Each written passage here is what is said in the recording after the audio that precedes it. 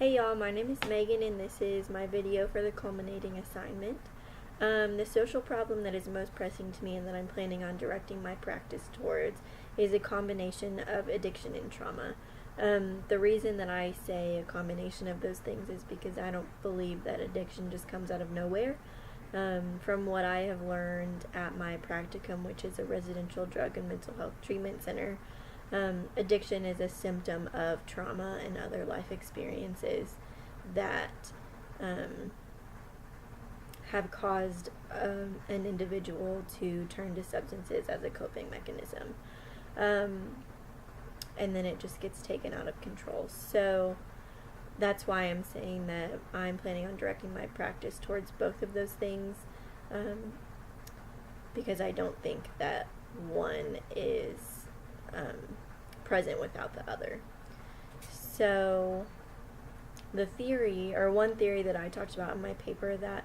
has influenced my thinking of addiction and trauma, is systems theory, which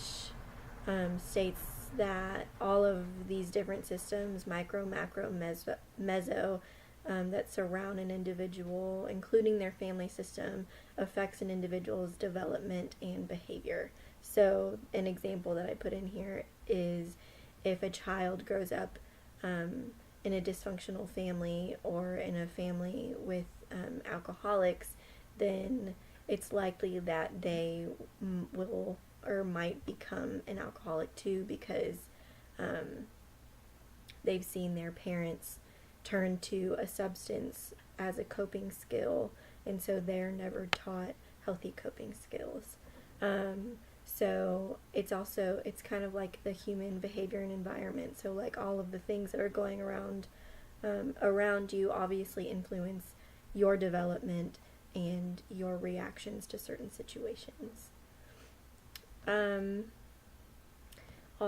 then moving on to my advocacy project, I wish that I would have been able to do a lot more with this,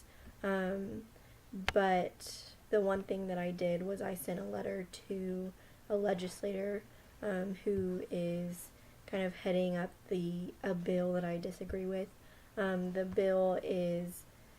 states that a woman who gives birth to a child who is dependent on a substance will be sent to jail, which I don't agree with, especially going back to addiction is a disease and it's a symptom of trauma. I think that a person should be able to get the help that they need rather than be sent to jail instead of getting that help. And I think that sending them to jail is just a band-aid on the issue and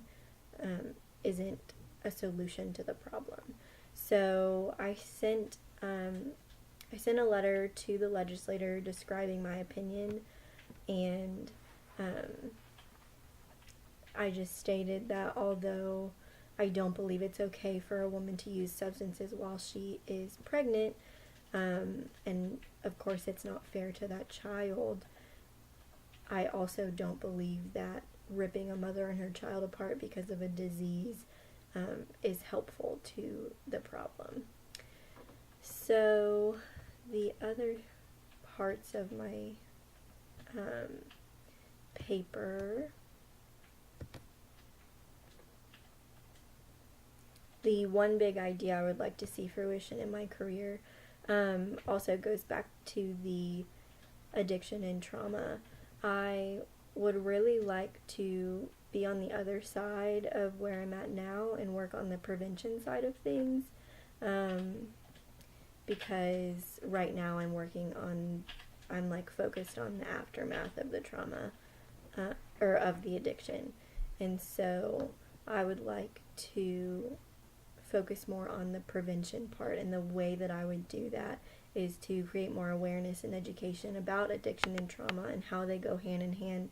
and educate young people about trauma and what it means and how it can affect them and how to get help before it turns into something negative. So the way that I'm wanting to do that is to create a curriculum to bring into schools in order to educate the students about addiction and trauma and how to address those things, and then also educate the teachers and staff members at the school how to notice red flags and continuously check in on the students, so that there's some sort of accountability and education and awareness going on in the whole system. And then lastly, over the course of my time in the Kent School, I have learned more than I ever thought that I would, in the best way possible. And over this past year, I have grown personally and professionally, and I think those two go hand in hand as well.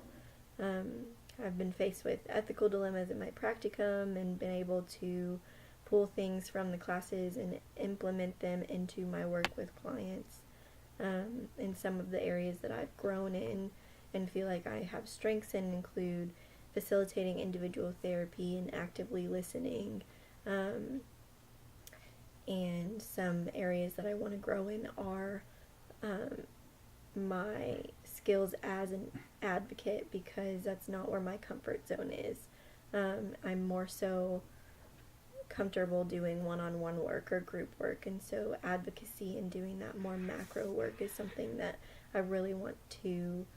spend more time developing my skills in. So thanks for listening.